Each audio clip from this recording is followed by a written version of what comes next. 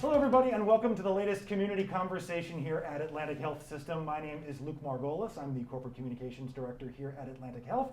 And for the third time, I believe actually, Brian, if I remember correctly, for a community conversation, I am pleased to be joined by Brian Gragnolati, the President and CEO of Atlantic Health System. Brian, good to see you again.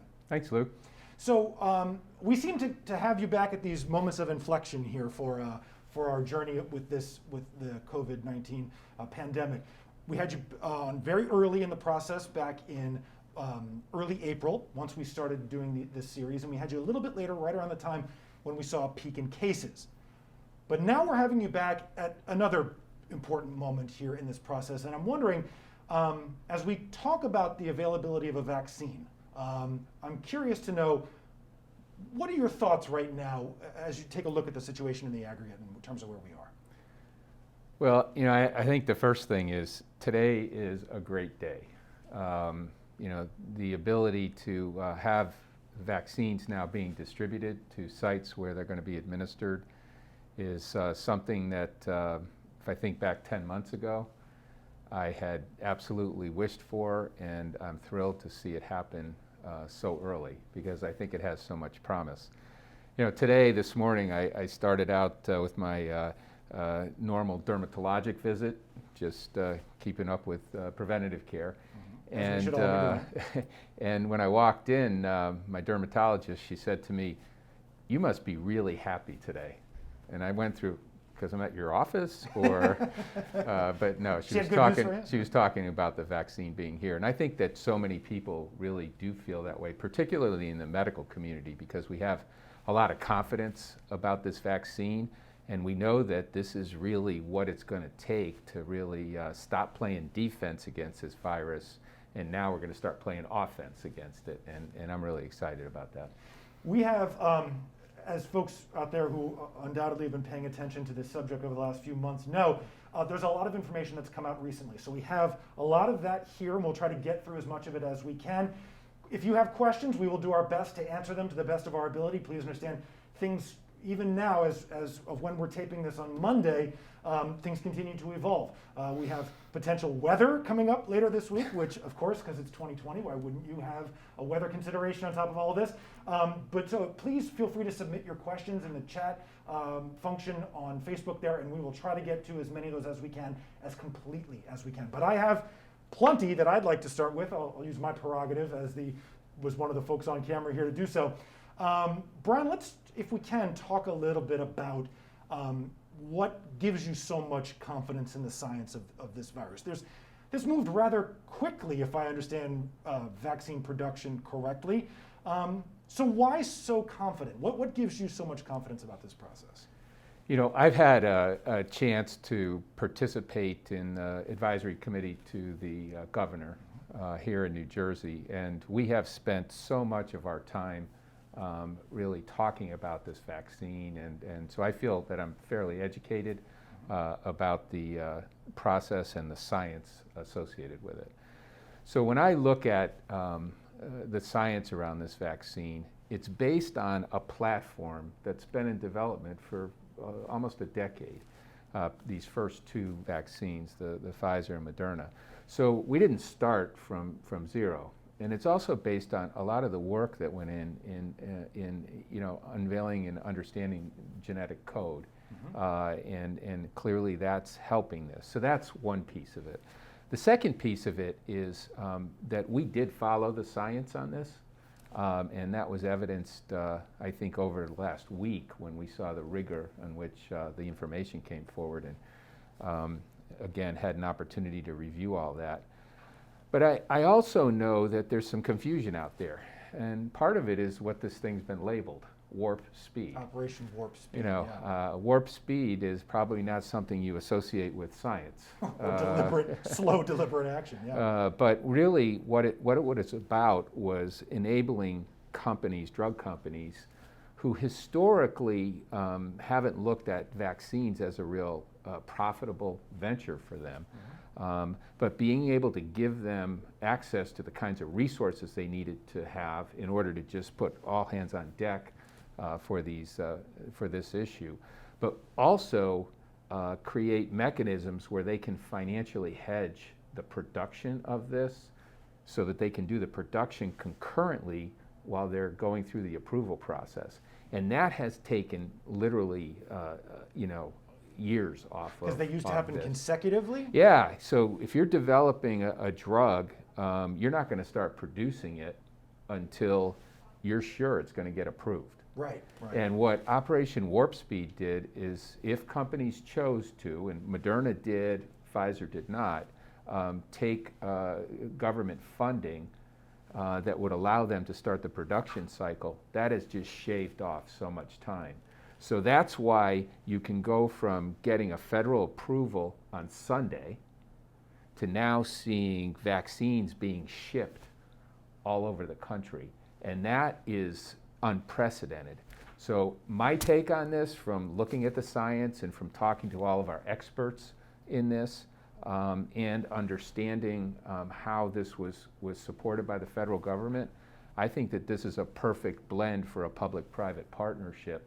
And it's allowed us to get, I think, some very safe and vaccines that have great efficacy, meaning they work at very high levels, but at the same time get them out quickly because the government has backed the production of these.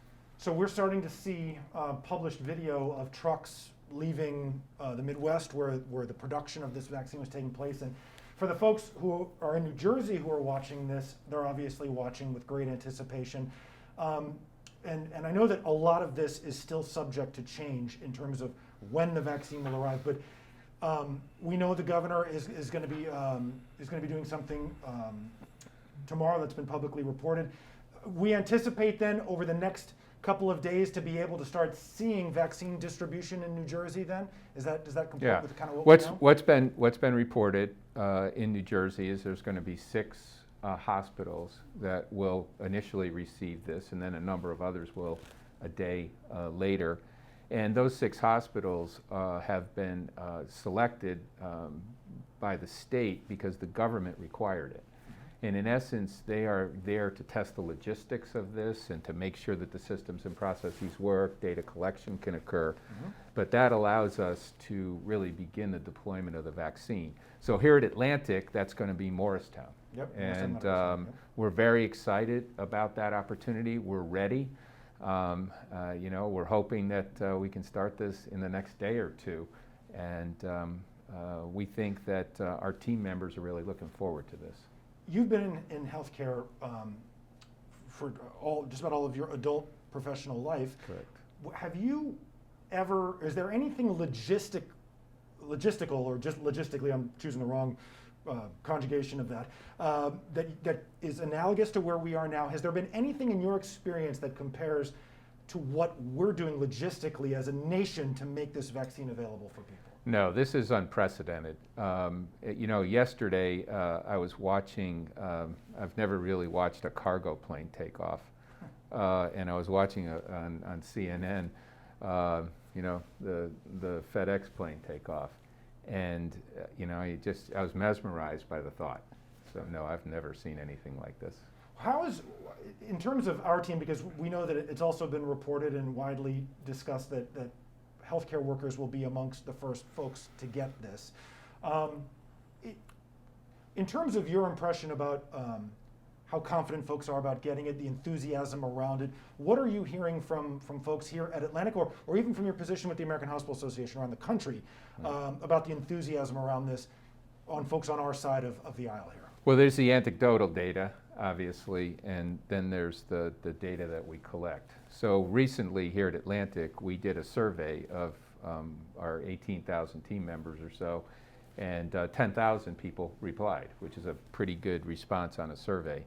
And of those folks that replied, and we asked them a number of questions, but the most simple way to describe this is that about 63 to 68% of the people who replied said that they would be willing to take this vaccine. And that's a good sign, because our goal as a country is to get to that 70% level. And then, so another 20 or so percent said they wanted to just see a little bit about how it went. Yeah. So we're pretty enthusiastic about that. And I, over the weekend, I ran into a few of physicians that we work with here at Atlantic and asked them about how they were feeling about getting the vaccine. And they are enrolled and ready to go and waiting the call when they know that their slot in line is ready for them. We have gotten a number of questions that have come in while we've been talking, and a couple of them revolve around one specific thing. David and Nicole both have asked, when can we get it? Right? Those not in healthcare. When do we know, or is there a hope about when this may be available at some point to what I guess we could call the general public, or however we want to look at it? Like anything, this is going to have to be a prioritization process because, as I said, this first vaccine got approved. We're hoping that the second one, Moderna, gets approved later this week. Mm-hmm. And then there are a number of other candidate vaccines that are in a pipeline. J&J, AstraZeneca, and things like that. Yep. But those are going to be out a little farther because of where they are in the science process of this and in the trial. So you're going to start to see these come out slowly, and the production's going to continue to build. So the prioritization of this really is, think about it in three tranches. The first is going to be, kind of phase one is going to be healthcare workers, long-term care residents and staff members, and essential workers. That's really going to be the first phase. The second phase is going to be people with pre-existing conditions and over 65, and then the third phase will be the rest. So if you think about the supply, this first phase, we're going to be faced with shortages. Now those shortages will diminish over time. So as supply builds in. So this first phase with healthcare workers and long-term care residents and staff, I could see that rolling out over the next month and a half or so here in New Jersey, maybe a little more. And then it's not going to be binary, like that's done and then we start the next one. So as those are ramping up and then you start to hit the curve and you start to go down, this next phase will kick in of essential workers, and that'll take place. Mm-hmm. And again, the supply is going to continue to grow, so it's going to be easier to do that. And then we'll have pre-existing conditions and elderly as that next grouping. So it's going to take place over a matter of months. The goal of the governor is to get 70% of New Jersey residents immunized in 6 months. And we're going to do everything in our part in the healthcare community to help him achieve that goal for our state. So long story short, folks, and I know a number of these questions continue to come in around the same topic, it's not, there are going to be sort of sliding, adjusting variables as this process plays itself out. Supply, how enthusiastic folks are for getting it, all of those kinds of things are going to play a role. So the answer I give my wife is that she's going to need to wait a few months in order to be able to get this. Now the answer for my daughter, who lives in Massachusetts and is a student, is a physical therapy student doing clinicals, is she's going to be in 1A, so she's going to get it quicker. Because of her potential risk to patients and things along those lines. How ready, and this is not just at Atlantic Health System, although I do want you to comment on that as well, how ready are we as an industry to do this work? And I mean, even rural hospitals in parts of the country that may otherwise be fairly limited on resources. How confident are you that we as a healthcare field will be ready to do this effectively? So this first phase of healthcare workers and long-term care residents, we're very confident that we're going to be able to get that done. As it relates to the healthcare workers, these are our own team members, our related physicians, community-based physicians, et cetera. And as I crisscross the country and talk to people about this through my role in the American Hospital Association, I'm convinced that we're going to be able to get that done pretty well as long as we get the supply there. Long-term care, looks like that's going to be done through companies like CVS and Walgreens, and they have plans that they've put together, and those will roll out hopefully in the next week or a couple of weeks. The trickier part gets down to essential workers and first responders and teachers and stuff like that. And that's really where you're going to see these public-private partnerships emerge in the communities, because we got to get this vaccine accessible to people, particularly people who have who live in areas that we know are underserved. You talked about rural areas, but here in New Jersey, we have we have blocks and neighborhoods where we see disparities occur. So part of this is making sure that we have the right kinds of delivery there to do that. So working with federal qualified health centers, working with community clinics, how we work with the counties and the towns, and we're doing a lot of work and having conversations with folks about how we can help them. So I think that as these phases roll out, you're going to see a broader distribution network that's going to be really linked by data, which is part of the requirement. And I think the state of New Jersey and the governor's doing a really good job trying to make sure that that happens. Because at the end of the day, again, it's about getting people vaccinated. There's two angles here that that I want us to touch on a little bit. One of them revolves around the importance of masking, and we'll touch on that in a moment because that's not going away anytime soon. But one more just on what we know about the vaccine at this point. There are a lot of questions that have come in, including, how is this process going to work? When I get my first shot, how soon do I need to get my second one? What about potential side effects? Do we know about that at this point? And then what do we know about whether or not folks who are immunocompromised or people who are pregnant? There's a lot of things in place about where people can go to get more information about this. Talk a little bit about what we know at this point on some of that stuff, and ultimately what we think the single source of truth should be for patients as they look to make healthcare decisions. Sure. At the end of the day, the single source of truth needs to be their primary care physician or their physician who is taking care of their complicated condition. Who knows them best. Yeah, and our doctors have really been paying so much attention to this and they have access to that information. So that's a single source of truth. But if you think about it quite simply, right now we have one vaccine. It's Pfizer. The Pfizer vaccine. And that vaccine requires super cold temperatures. You've read about that, these special refrigerators that we had some here at Atlantic, and we've added others. And there's a very complicated dance to get that vaccine to somebody that's going to administer it and then make sure that patient shows up. So that in of itself is important. But that also means that because your first dose, your primer dose was Pfizer, you're going to have your second dose, which in their instance is about 3 weeks from when you got your first dose. You're going to have to get that same vaccine. So no mixing and matching. You can't get a Pfizer and then if Moderna comes up, you add your booster as Moderna. It doesn't work that way. Got it. Okay. And so, and then again, we're hoping that Moderna goes through the approval process this week, and that becomes a second choice.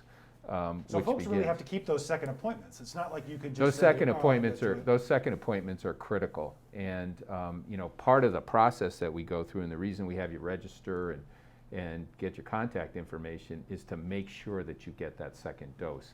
Because the primer dose will show efficacy, and that's been very impressive. And remind folks what that means, efficacy. It means Yeah, it works. it works. Essentially, Yeah, right? there's two things vaccines that are always challenging about vaccines. Does it work? And is it safe? And so in terms of does it work, even your primer dose, your first dose, will show immunities being developed. But to really get to that level where you need to be, you've got to get that second dose. Now, in terms of some of these complications that people have, pregnant women, that's an example. Yep. There wasn't a definitive decision made on that, and it has to do with small sample sizes in the overall population that was in investigation. But the best advice there is have that conversation with your OBGYN. Yep. And it's important to do that. The second are people who are immunocompromised. Right. They might be under, I have a close family member who asked me this question on the phone last night about what he should do. And again, it's consult with your physician, because oftentimes is it a live virus or not? this is not, and that clears the way, but you've got to talk to your doctor. And the same question about, comes up about, well, I've had COVID, should I get this or not?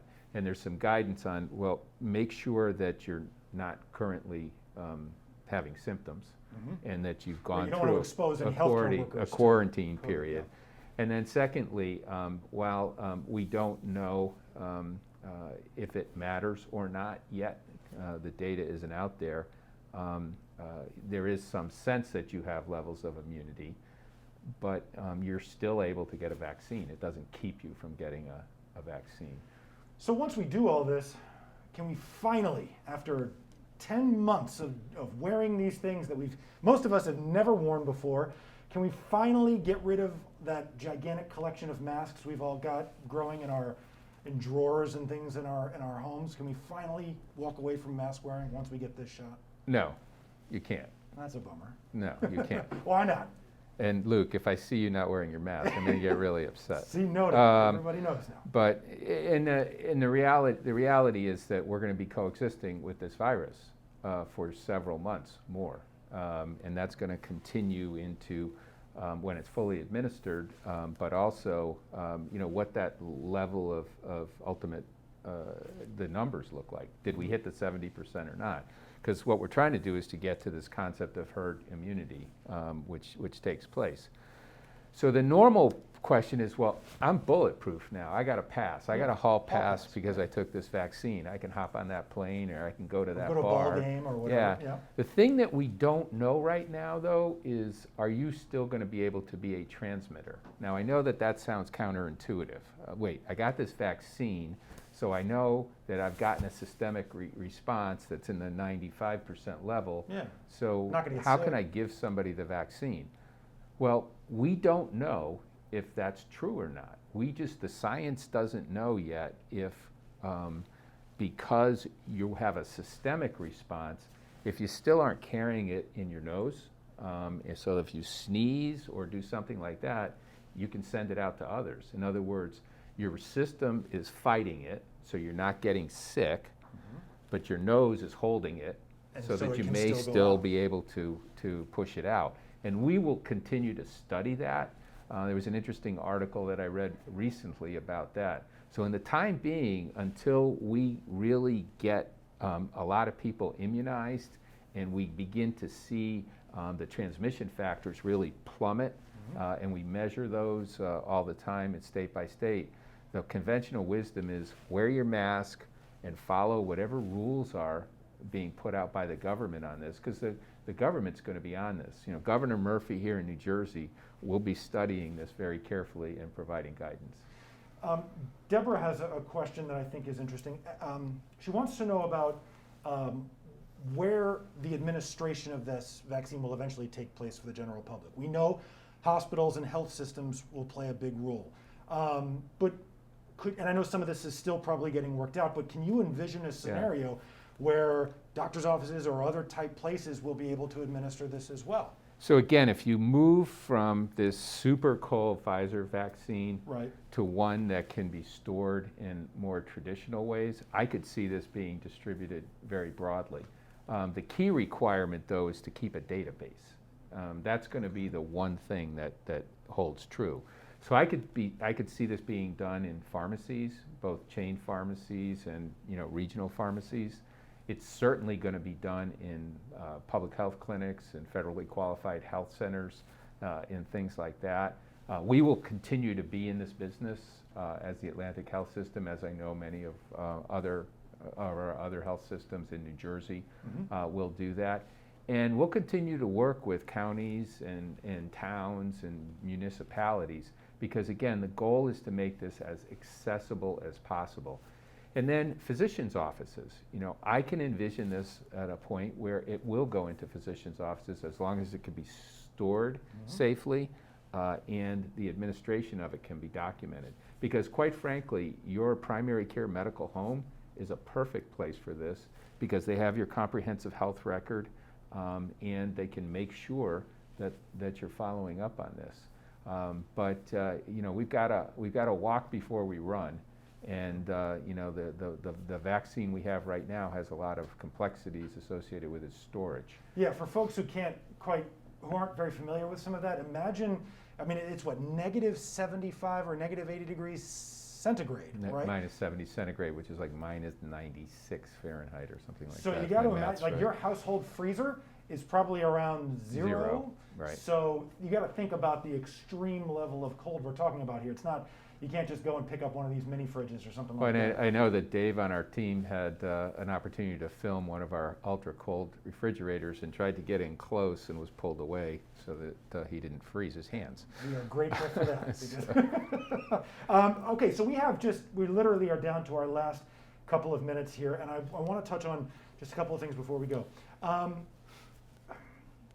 I think this is probably one of the last one of these conversations we're going to do for this calendar year. I think most people would be forgiven if they couldn't wait for 2020 to go away and for us to turn the page on this year. But for our audience who's been on this community conversation journey with us, when you think back to where we were back in April when we started doing these, what are you struck by? What do you think about as it relates to our team members, to our interaction with our communities? I mean, it's been a year unlike any other. What are you feeling as we're getting ready to turn the page on this calendar year? You know, when we first learned about this at the beginning of 2020, and then kind of went into February and started planning for it. Right. But then in March saw the rocket take off. That was unbelievable, particularly here in the New Jersey, New York metro area. It was like no other in the country. And we saw a doubling of cases every 2 to 3 days. We literally, over a 3-week period, went from about 0 patients in the hospital with COVID to about 600. And then we peaked out in April at 900 patients, plus another 200 in our home programs that would have been in the hospital if we had not developed those programs.